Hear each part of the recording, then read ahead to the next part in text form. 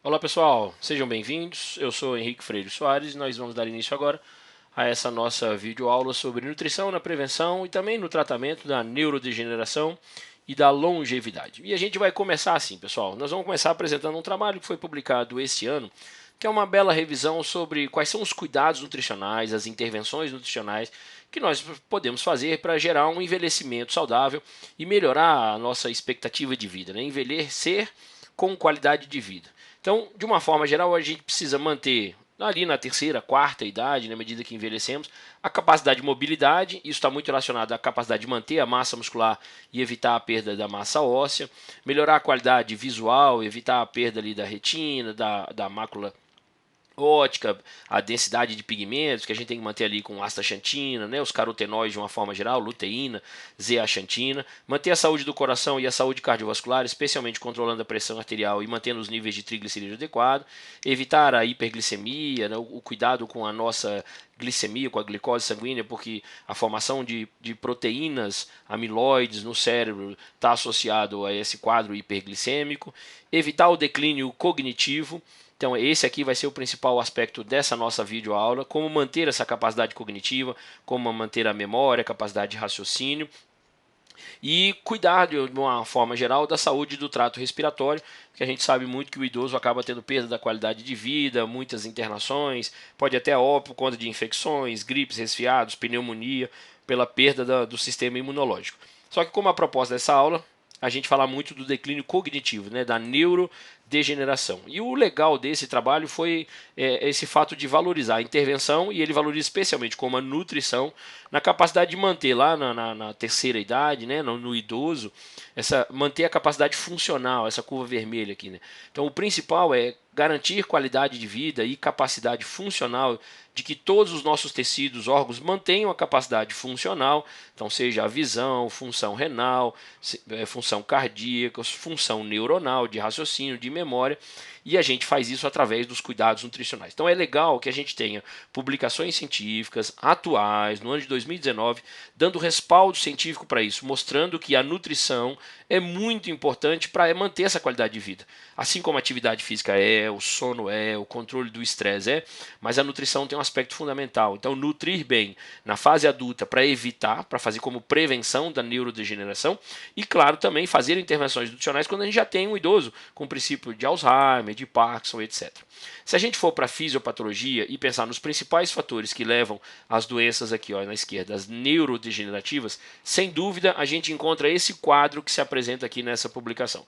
Primeiro, excitotoxicidade excessiva, especialmente do excesso de glutamato, então evitar a presença excessiva do glutamato, que é a qualidade do sono que a gente fala, é o hábito do dia a dia, são as interrelações, nós precisamos ser mais GABAérgicos, mais calmos, mais tranquilos e menos excitatórios, menos nervosos. Claro, na alimentação tentar evitar o excesso do glutamato monossódico, evitar a neuroinflamação, então a presença excessiva de citocinas pró-inflamatórias também leva a neurodegeneração. O outro fator, que é a formação dessas proteínas, esses agregados de proteínas, especialmente a alfa-sinucleína, a proteína beta-amiloide, a proteína tau, que estão associadas né, a Alzheimer, Parkinson, a esclerose lateral amiotrófica.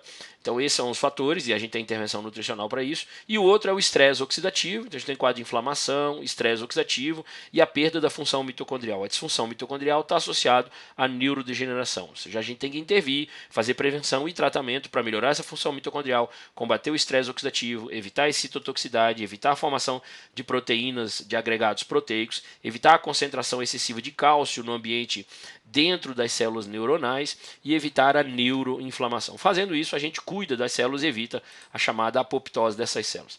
Ainda nessa publicação, eles só descrevem os nomes da proteína beta-amiloide, que está associada a Alzheimer, a alfa-sinucleína, que está associada a mal de Parkinson, a proteína tau, que também está associada a Alzheimer, e as diversas proteínas que são formadas no cérebro por conta daquele quadro de fatores, falando de esclerose lateral amiotrófica. Mas a neurodegeneração, de uma forma geral, está associada à presença, à formação dessas proteínas.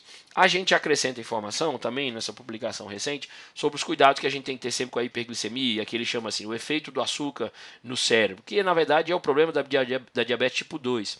É claro que se você tiver gordura abdominal, isso já é um grande fator para essas alterações e perda da capacidade cognitiva, né? Perda de memória, da função de execução, da capacidade de habilidade espacial, né? De saber onde está no tempo e no espaço, a atenção, memória. Então aí começam a aparecer as demências senis que a gente fala. Então na dieta, claro, o consumo de dietas excessivamente calóricas ao longo da vida e também na terceira idade, começar a aprender a comer um pouco menos e fazer atividade física. Mas aí nessa publicação eles jogam a importância de controlar a glicemia, né? Manter um controle glicêmico ao longo da vida, porque a partir do momento em que essa glicemia começa a ultrapassar 5,6 milimol por litro, que na verdade é aquele ponto de corte de 100 a 124, seria quando você tem alteração da glicemia. Então essa glicemia alterada significa para o pâncreas uma hipersecreção de insulina, a perda da sensibilidade à insulina, a geração de um estresse oxidativo e inflamação. E isso, essa neuroinflamação e esse estresse oxidativo, voltando lá, ó, que a gente acabou de ver, esse estresse oxidativo aqui, essa neuroinflamação, também estão associados à presença excessiva de carboidratos, de glicemia elevada. Então eu estou dizendo isso antes da intervenção para a gente falar de suplementação nutricional, que é o intuito aqui da aula, a gente tem que ter esses cuidados básicos, né, da prática da atividade física, evitar o ganho de peso, cuidar do sono para aumentar o GABA e baixar o glutamato, para ser pessoas mais calmas, os cuidados com quem a gente se relaciona, né, manter uma glicemia controlada. O outro fator, consumo de álcool. Então, o etanol, a ingestão excessiva de etanol, isso é importantíssimo, está associado à formação, né? O etanol é metabolizado no fígado, ele acaba formando grande quantidade de acetaldeído. Então, nessa forma de acetaldeído, ou o próprio etanol, a quantidade que passa de etanol, estão associados à geração de espécies reativas de oxigênio, à formação de radicais livres, à destruição de fosfolipídio de membrana, aí formam peróxidos lipídicos, e isso leva à destruição de neurônios, de astrócitos, então de células neuronais, e você vai tendo neurodegeneração induzida pelo consumo do álcool. Então é bom sempre dizer isso, que não adianta a gente ficar suplementando um monte de coisa se os hábitos de vida das pessoas, inclusive os hábitos alimentares, continuam cheios de porcaria, cheios de açúcares, bebendo demasiadamente, sendo uma pessoa sedentária e assim por diante. Eu reforcei o conceito do excesso do álcool, porque nós temos estudos atuais, isso foi publicado em julho de 2019, que fala sobre a importância dos polifenóis encontrados na cerveja. Então, quando o etanol é ingerido em dose baixa e é um etanol fermentado e não destilado, essa fermentação, de novo, é a ação dos micro-organismos, né? Eles estão sempre presentes. Os micro-organismos geram em alguns produtos a presença de polifenóis e talvez em doses muito baixas eles poderiam exercer ação, digamos, protetora, né? Então, como a gente tem que mostrar de tudo, sempre o excesso, né? Saindo da linha da moderação, são os hábitos saudáveis. Mas isso também já reforma para a gente, porque no estudo eles mostram isso, a importância dos processos de fermentação, os micro-organismos que acabam fazendo essa fermentação, que na verdade a gente joga para os micro-organismos que a gente quer da saúde intestinal, e a gente vai abordar isso. Começando com a parte de nutrientes, digamos assim, o que a gente pode fazer em termos nutricionais, mas associando ao que a gente acabou de ver, que é a obesidade, eu quero fazer esses links com vocês. Nesse primeiro trabalho aqui, os autores descrevem a importância do tratamento com vitamina D para reduzir a neuroinflamação, atenuar a neuroinflamação e evitar a neurodegeneração de neurônios dopaminérgicos. Então, um dos fatores que levam, por exemplo, ao Parkinson é a perda, a neurodegeneração de neurônios, perda de neurônios que produzem dopamina. Isso é o Parkinson. Só que nesse aspecto aqui, em termos de fisiopatologia, o que os autores observaram é que essa suplementação de vitamina D parecia levar a uma transformação, uma adaptação de macrófagos do tipo M1 para macrófagos do tipo M2. Então, quando você suplementa a vitamina D, você no cérebro começa a apresentar menos macrófago M1 e esses macrófagos M1 começam a ser convertidos em macrófago M2. Isso parece ser muito interessante, o aumento de macrófago M2. E qual o link que a gente faz? Primeiro que vitamina D faz essa transformação. Isso é importante, a gente observa em outros lugares do corpo, como por exemplo no tecido adiposo. Então vamos lá. Quando a gente olha o tecido adiposo do magro, o magro ele tem muito macrófago M2 no tecido adiposo e pouco macrófago M1. Quando o magro passa lá para o tecido adiposo do obeso, né, quando engorda, esse padrão muda. Ele passa a ter mais M1, macrófago M1, e menos macrófago M2. É exatamente o que acontece, por exemplo, no Parkinson. Então você tem muito macrófago M1 e pouco M2. E isso associa também com a obesidade. Então veja que quando a gente fala por que tem que evitar a obesidade, porque a obesidade muda esse padrão de macrófago. E esses macrófagos M1 em grande quantidade geram inflamação, inclusive no cérebro. É a neuroinflamação. Então a gente começa a associar a obesidade com neuroinflamação. Por isso que se manter, evitar a neurodegeneração, é evitar o excesso de peso. É tratar o obeso para diminuir o risco de uma neurodegeneração e apresentar, às vezes, cedo na vida, com 60, 70 anos, você já ter princípios de Parkinson, Alzheimer, esclerose lateral. Então, envelhecer com saúde, né? Chegar a 90, 100 anos e talvez deixar para ter essas doenças lá no finalzinho da vida, para passar assim, 3 meses com algum sinal, algum sintoma, mas você viveu até o máximo da sua vida sem nenhuma neurodegeneração. Então, saber que a vitamina D faz isso, esse é o primeiro aspecto, ela adapta esse macrófago M1 para M2. E segunda relação é que o obeso, que é o que a gente está reforçando aqui, quando a gente quer cuidar da saúde cerebral, né, os estudos têm dito para a gente que a obesidade aumenta o risco em 12% de demência e em 21% de apresentar mal de Alzheimer, né, doença de Alzheimer, principalmente esse dado aqui é da população americana. Mas de uma forma geral, é o problema da obesidade, especialmente a obesidade visceral, a obesidade central, então favorecer a perda de peso. Outro fator importante, a gente dizia da glicemia associada, né, especialmente de indivíduos diabéticos do tipo 2 que são descompensados, tem maior tendência à neurodegeneração, e aí de novo a gente associa isso com vitamina D. A perda da capacidade cognitiva em diabético tipo 2 também está associada à falta de vitamina D. Por diferentes mecanismos, a vitamina D ela regula indiretamente a produção da proteína beta-amiloide, que é o que eu estou mostrando aqui, isso indiretamente. Mas ela também pode fazer essa regulação de forma direta, né? A produção de beta-amiloide é diminuída por ação da vitamina D, ela também é uma reguladora dessa entrada excessiva de cálcio, que é o que vai levar à neurodegeneração. Isso é um aspecto importante, porque essa entrada excessiva de cálcio, né, o aumento de cálcio intracelular que nas células neuronais, isso é muito regulado também pelo magnésio. É o magnésio que favorece essa saída de cálcio. Ele é um regulador da entrada e da saída de cálcio. Então, a saúde cerebral depende muito também das vitaminas do complexo B e do magnésio para fazer essa regulação dos níveis de cálcio intracelular, porque o cálcio é aquela citotoxicidade programada pelo glutamato. O glutamato provoca essa entrada excessiva de cálcio nas células neuronais, levando por diversos mecanismos à neurodegeneração. Então, evitar tomar suplemento de cálcio isolado, né? O cálcio sempre presente com vitamina D, com magnésio, com a vitamina K, isso é importante também para cuidar da saúde do cérebro, para manter esse cálcio entrando e saindo da célula e não haver aumento de cálcio intracelular. E botar adequadamente cálcio no osso, né? E evitar que ele entre excessivamente no cérebro. Esse estudo aqui é um estudo de intervenção, agora desse ano, 2019, para a gente ver o efeito dessa suplementação de vitamina D, um randomizado, duplo cego, controlado por placebo.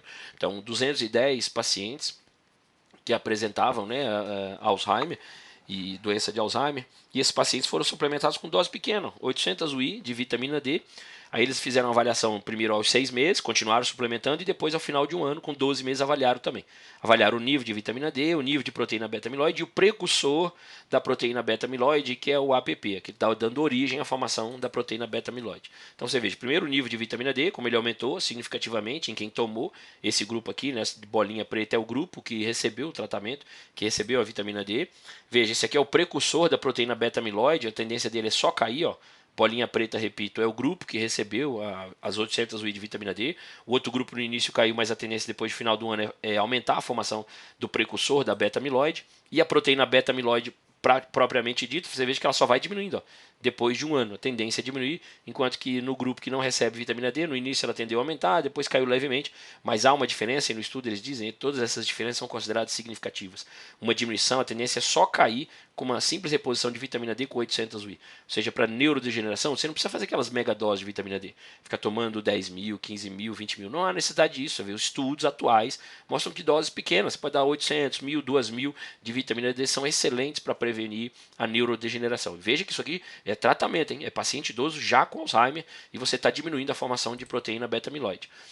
Lembrar, a Vitafor tem a vitamina D3 dela em cápsula oleosa, fundamental para absorção, e que tem 2.000 I dose que os nutricionistas podem prescrever, médicos, etc., sem nenhum problema. Outro fator fundamental para a gente considerar, né, para evitar a disfunção hipotalâmica e manter a qualidade do cérebro em dia, é evitar a presença excessiva das gorduras saturadas, especialmente quando as saturadas são associadas aos carboidratos refinados. Então, carboidrato refinado de batata com fritura. Então, é gordura com amido refinado, né, que é da batata. A mesma coisa aqui, né, farinha refinada com um monte de gordura saturada. Porque isso eleva o triglicerídeo, essa concentração de ácido graxo circulante leva a estresse oxidativo na região neuronal, gerando inflamação. Essa inflamação leva à disfunção mitocondrial, se cria um ciclo que a tendência é só perder a função cerebral ao longo do tempo. Então, sempre o hábito alimentar associado e, claro, um cuidado especial com a inflamação, vamos baixar o estresse oxidativo, reduzir a inflamação, cuidar do sistema nervoso central e evitar a disfunção mitocondrial. Então, vamos oferecer coisas que melhorem a função mitocondrial para gerar mais energia, produzir mais ATP nas células neuronais. Aí, claro, entra a coenzima Q10, componente que todos nós já conhecemos. A função principal da coenzima Q10 é agir na cadeia transportadora de elétrons no interior das mitocôndrias, mas especificamente a gente quer saber se ela funciona. E aí você pega artigos bons de doenças neurodegenerativas, né? E aí a neuroproteção que a coenzima Q10 exerce para a prevenção de doenças neurodegenerativas. Então é fundamental que a gente trabalhe com coenzima Q10, também cápsula oleosa, pode ser dado junto com a vitamina D, por exemplo, que garante melhor absorção, a gente poderia dar junto. Coenzima Q10, Vitafor tem 100 mg em cápsula oleosa também, de excelente absorção. Ainda em relação a outros aspectos nutricionais, a gente já disse, né, a neuroinflamação é um dos aspectos fundamentais, e nesse trabalho aqui de revisão, os autores deixam claro assim, quais são as intervenções de estilo de vida de uma forma geral, incluindo a nutrição, que a gente poderia ter para manter essa qualidade de vida à medida que a gente envelhece. E aí entram aqui fundamental as dietas ricas em polifenóis, especialmente alta concentração de flavonoides, ácidos graxos ômega 3 e as vitaminas são especialmente as vitaminas do complexo B. Então priorizar, os estudos deixam isso bem claro para a gente, tentar seguir uma dieta do padrão do Mediterrâneo e a gente reforça isso lá no final também dessa nossa aula. Então aproveitando esse trabalho, como ele fala muito de polifenóis, a importância dos flavonoides, polifenóis, porque eles são anti-inflamatórios, são antioxidantes, aí a gente pega estudos de intervenção mesmo, isso aqui é um estudo de revisão, que fala sobre a importância da epicatequina para manter a capacidade cognitiva em indivíduos humanos. E aí ele vai citando vários trabalhos, e eu queria mostrar dose para vocês, porque esse estudo aqui que mostrou aumento da capacidade cognitiva global e maior formação do fator neurotrófico derivado do cérebro, para você renovar os neurônios à medida que envelhece, né, para você continuar sempre com aquela boa memória, capacidade de raciocínio. Veja, primeiro que eles deram nesse estudo, 494 miligramas de flavonoides, de uma forma geral, para a gente ter noção quanto que é o flavonoide total. Esse aqui são flavonoides do cacau, e a quantidade total de flavonoides é essa, sendo 89 miligramas de epicatequina, porque o cacau é fonte de epicatequina. Então, para a gente ter uma noção, porque é 494 total, sendo 89 de epicatequina, que é o principal agente. Nesse foi 520 no total, para um grupo, e o outro tomou 993. Tipo, foi dobrar a dose de flavonoides. E de epicatequina 95 e 185, também excelentes resultados. E nesse outro estudo também 520 e 993, a mesma dose para os dois. Sempre dando excelentes resultados, né? Duas publicações diferentes. É só para a gente ter uma noção quais são as doses que a gente precisaria de flavonoides, essas doses, e quanto precisaria de epicatequina. Importante, a maioria dos estudos, nessa revisão ele apresenta a dose mínima de epicatequina para começar a funcionar, e ele descreve isso nessa parte do texto, seria 50 mg de epicatequina por dia. O ideal chegando próximo a isso aqui, né? 185 mg de epicatequina para funcionar mesmo, para evitar o declínio cognitivo e melhorar essa capacidade de cognição. Então isso é importante. Assim, no cacau, você vê nos estudos ali, eles dizem que os estudos que deram resultados são aqueles que vão de 494 a 993 mg de flavonoide do cacau por dia. E se você observar a proporção que a gente viu ali, em média, 1/5 desses flavonoides são de epicatequina. Para a gente ver a proporção do que tem também no suplemento do cacau da Vitafor. E em termos de valor mesmo, a gente precisa no mínimo 50 mg de epicatequina. E o ideal, os melhores resultados são aqueles que deram a partir de 99 mg de epicatequina, chegando até 185 mg de epicatequina por dia. Isso porque a gente desenvolveu esse produto na Vitafor, que é o Live Cacau, com 70% de cacau. E ele é importantíssimo porque ele tem 15 vitaminas, 12 minerais, então ele tem as melhores vitaminas para o sistema nervoso central, a tiamina, que evita a perda da capacidade cognitiva também, porque ela evita uma doença chamada síndrome de Wernicke-Korsakoff. Ela faz as funções da acetilcolina, a vitamina B1 na deficiência de acetilcolina. E o Life Cacau ele tem 630 mg de flavonoide numa dosezinha só, sendo 120 mg de epicatequina. Ou seja, excelente para complementar a dieta, além de ter todas as vitaminas, a B12, que é fundamental, né, excepcional para o cérebro, para manter a capacidade cognitiva, de raciocínio, o zinco, selênio, que são neuroprotetores por serem antioxidantes, todos eles presentes também no Life Cacau, que seria ótimo para o idoso manter uma bebida com Life Cacau, para você colocar e sem açúcar. Isso é importantíssimo porque é um neurodegenerativo, né? O açúcar, não adiantaria ter açúcar aqui. Ainda dentro do grupo dos flavonoides e dos polifenóis, os estudos deixam bem claro também que para a gente evitar a neurodegeneração, a gente poderia trabalhar com antocianinas, com aglomerado de antocianinas. Essas antocianinas que a gente encontra especialmente nas frutas silvestres, nas frutas roxas, vermelhas, pretas. Os mecanismos principais de ação é que a antocianina bloqueia a entrada excessiva de cálcio, lembra aquela ação glutamatérgica? O glutamato das pessoas mais excitadas, a gente fala mais agoniadas, mais avexadas, mais hiperativas, essas pessoas que são hiperativas, elas têm nível de glutamato no sistema nervoso central muito alto e elas acabam provocando muita entrada de cálcio, e o cálcio gera estresse no retículo endoplasmático, levando à apoptose neurônica. um dos mecanismos de ação das antocianinas que ele bloqueia esse aumento intracelular de cálcio. O outro é que as antocianinas evitam, bloqueiam a formação aqueles agregados proteicos de beta-amiloide, de proteína tal, que é o outro mecanismo principal. E outro, naturalmente, que as antocianinas têm uma propriedade antioxidante maravilhosa, então elas vão bloquear as espécies reativas tanto de oxigênio como de nitrogênio, mantendo o nível de antioxidante intramitocondrial muito alto, então ela melhora a qualidade da saúde mitocondrial. Então, é fundamental estar presente junto lá com uma curcumina, com uma coenzima Q10, que são agentes protetores de mitocôndria e de alto poder antioxidante. Agora, é fundamental sempre dizer, quando a gente diz que a antocianina funciona, um aspecto fundamental, porque às vezes tem estudo que não mostra tanta eficácia. Por quê? Porque às vezes a saúde do intestino dos indivíduos é ruim. E a antocianina, para funcionar, ela tem que virar antocianidina, e depois a antocianidina tem que ser convertida nesses dois compostos. E essa conversão se dá por ação, olha aqui embaixo que bonitinho, pelo metabolismo da microbiota intestinal. Então, a antocianina de frutas vermelhas, roxas, se tiver, só vai funcionar em quem tem saúde do intestino. Por isso que essa é a hora de pensar no Sinfora, essa é a hora de pensar em melhorar a qualidade de probióticos do intestino, para que as antocianinas funcionem. Então a gente desenvolveu esse produto, que é o Life is Good, que ele é um extrato de romã, açaí, mirtilo, graviola, uva, acerola com chá verde. Então lotado de polifenóis, são 610 miligramas numa porçãozinha pequena de 4 gramas, são 120 miligramas de flavonoide, e ele é lotado de antocianinas, porque tem a romã, que é fruta silvestre, o açaí, o mirtilo, a uva. Então o nível de antocianina desse produto é altíssimo, com alto teor de flavonoides. Então isso também eu indicaria demais para prevenção do idoso, à medida que vai envelhecendo, colocar uma medida disso aqui todo dia na dieta para você ter um aglomerado e para atingir esse valor que a gente precisa de flavonoides, que é muito difícil, né? Um Life Cacau, um Life is Good seria excelente, e ele é gostoso de ser bebido, você botar ele junto em qualquer suco de fruta, fica fácil de adicionar, ou numa preparação para o idoso, num soufflé, num purê, numa torta, dá para adicionar também. O outro aspecto muito importante, gente, para a gente cuidar da saúde do cérebro, claro, não poderia passar, já que a gente falou ali da conversão das antocianinas. Perdão, só uma paradinha para beber água, né? Eu tô aqui, eu faço essas aulas em Brasília. Em Brasília, vocês sabem, nessa época do ano que eu especifico que eu tô gravando, você pode estar assistindo em qualquer momento, né? Mas eu tô fazendo essa na época de mais seca aqui no Brasil, nós estamos com a média de 10% de umidade, para vocês terem noção. É aquele famoso eixo intestino-cérebro, né? Comunicação entre o intestino e o cérebro.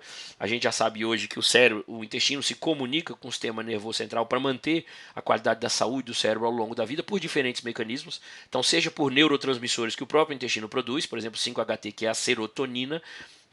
A serotonina vai se comunicar com o cérebro via produção intestinal. Mas a gente sabe também que as citocinas produzidas inflamatórias ou anti-inflamatórias aqui também no intestino, por ação das células do sistema imune, também pode gerar uma inflamação ou combater a inflamação, e a ação dos próprios dendritos, né, das células nervosas do sistema nervoso entérico, que se comunica diretamente com lá. E os metabólitos produzidos pelas bactérias do intestino. Então, por exemplo, os metabólitos derivados da serotonina, os derivados do GABA, o ácido gama-aminobutírico, que é um protetor do sistema nervoso central contra o excesso de glutamato. Então, esses são os mecanismos principais que o intestino conversa com o cérebro para fazer a neuroproteção. Isso é bom, claro, ali é fisiopatologia, mas eu estou sempre questando deixar o mais atualizado possível a aula, e agora em 2019 a gente continua falando disso. As implicações que o microbioma do intestino tem em evitar a neuroinflamação e as doenças neurodegenerativas. Então, a neurodegeneração é mediada pelo sistema imune, você começa a controlar o sistema imune pelo sistema imune do intestino, e os efeitos diretos que a gente tem desses metabólitos, né, que é a serotonina, que é o GABA, a produção do ácido graxo de cadeia curta, porque eles também são protetores neuronais. Então, temos que cuidar da microbiota intestinal. Isso está descrito nesse trabalho que a gente falou. Então, a produção de células T reguladoras para regular o sistema imune do intestino, para não haver essa neuroinflamação lá no cérebro. A produção do GABA, digamos que eu falo que é para acalmar o cérebro, para essas pessoas que são glutamatérgicas. O GABA é o neurotransmissor mais inibitório do sistema nervoso central, é que nos acalma, que nos relaxa, que nos ajuda a dormir.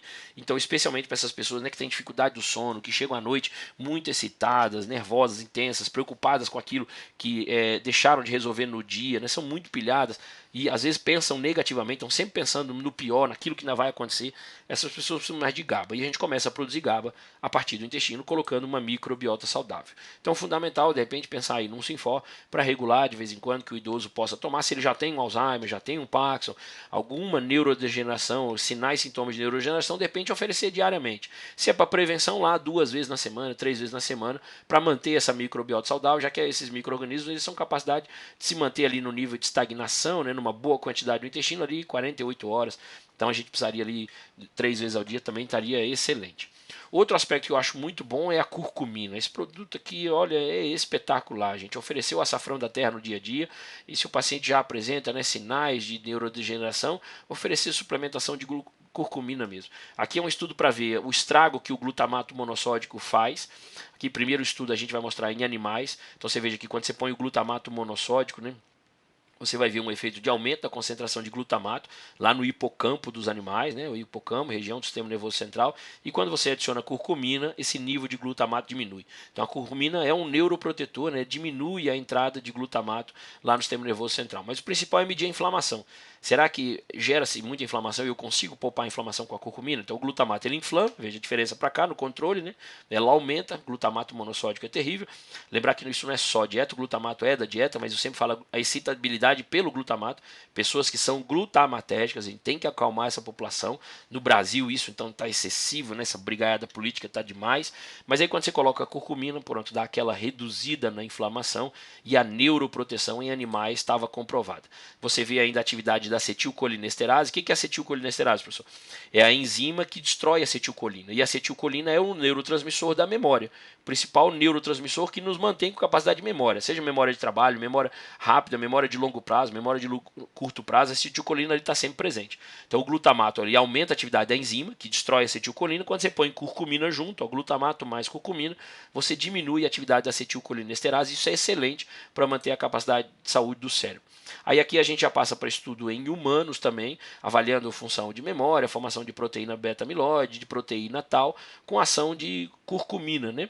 Então aqui foi dado 90 miligramas, 2 vezes ao dia de curcumina, e eles fizeram esse teste aqui, nesse SR30, foi o teste utilizado para avaliar a memória verbal e o que eles precisavam avaliar. Então aqui está o score, né, do teste. O grupo placebo se manteve aqui embaixo e o grupo com curcumina apresentou um aumento, né, na atividade desse score do teste, foi utilizado para avaliar a capacidade cognitiva desses pacientes. Então a curcumina em humanos também mostrando eficácia de melhora comparado ao grupo placebo que não recebeu curcumina.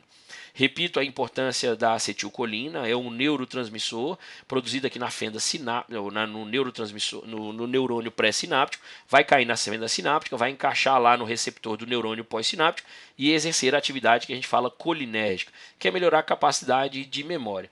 O dado importante aqui, para formar acetilcolina, nós vamos precisar de duas substâncias, né, da colina e desse grupamento acetil que vem do acetil-CoA. Só que o acetil-CoA vem da mitocôndria. Está vendo a importância de cuidar da saúde mitocondrial dos neurônios? Porque eles são os doadores de grupamento acetil, que vão se juntar com a colina, que a gente pode obter também em alimentação, gema do ovo, por exemplo, ou podemos tomar fosfatidilcolina, fosfolipídio, através de uma suplementação. Então aqui está descrito, né? Quando a gente inibe a acetilcolinesterase, a enzima, a gente aumenta o nível de acetilcolina e aí tem diminuição do déficit cognitivo. Então ao longo da vida a gente vai tentando diminuir a atividade dessa enzima através da alimentação, dos nutrientes, dos compostos bioativos. Então, de novo, reforçando, a gente precisa de muita acetilcolina, aí a gente vai precisar de quem? Do grupamento acetil e da colina. A colina vai vir da fosfatidilcolina, através da alimentação ou da suplementação, e esse grupamento acetil vem de componentes mitocondriais, que é o que a gente acabou de ver lá frente, ali atrás. Por exemplo, da acetil L-carnitina, que vem da carnitina. Então a gente também pode oferecer fonte de carnitina associada a vitaminas do complexo B e vitamina C. Então é importante dizer isso, que para formar acetilcolina, o cérebro vai precisar de vitaminas do complexo B e da vitamina C. Então todos os nutrientes têm que estar presentes. Quando a gente fala, vou dar curcumina, beleza, excelente. Vou dar composto bioativo, vou dar flavonoides, vou dar antocianina, eu quero dar polifenóis do cacau, excelente. Mas se faltar o básico, como por exemplo nutriente, colina, se faltar vitamina do complexo B, se faltar vitamina C, o corpo também não forma acetilcolina. E se for um idoso que se alimenta mal, lembra sempre disso, porque às vezes tem muita gente com limitação na ingestão. Tem idoso que acaba acordando muito tarde, dorme a maior parte do dia, tem muitas internações, tem dificuldade na ingestão, tem limitação na absorção. Então muitas vezes a gente tem que fazer uso da suplementação. São quadros de diarreia que às vezes se apresentam eminentemente. Então muitas vezes a gente usa a suplementação para aumentar essa dose. E aí, às vezes bom de usar, por exemplo, um Life is Good, um Life Cacau, que é enriquecido com vitaminas do complexo B, com vitamina C, também já ajuda nesse aspecto. Com 2 suplementos você já consegue todas as vitaminas e os minerais. Isso ajuda no idoso, às vezes que faz poucas refeições ao dia. No caso da cúrcuma longa da Vitafor, é um extrato padronizado em 95% de curcuminoides. Tem os 4 curcuminoides principais que a gente retira da cúrcuma longa, sendo 350 mg de curcumina. Então são doses 3, 4 vezes a mais que os próprios estudos dizem que é necessário para isso. É excelente. E ele é adicionado de fosfatidilcolina. primeiro para absorver, para garantir a absorção dos curcuminoides, que a gente só absorve na presença de fosfatidilcolina, mas se você oferece um produto desse, isso já é a vantagem, que você já está dando fosfatidilcolina, que vai entrar como fonte de colina ali para formar o acetilcolina. E a gente ainda tem o TCM para garantir a absorção máxima. Outro óleo que a gente pode pensar em utilizar é o óleo de coco virgem. Alguns estudos mostram que ele tem atividade anticolinesterase, ou para inibir essa enzima que a gente falou, que destrói a acetilcolina. Aqui foram os testes feitos em animais que deram óleo de coco virgem na dose de 1 grama, 5 gramas e 10 gramas por quilo de dieta.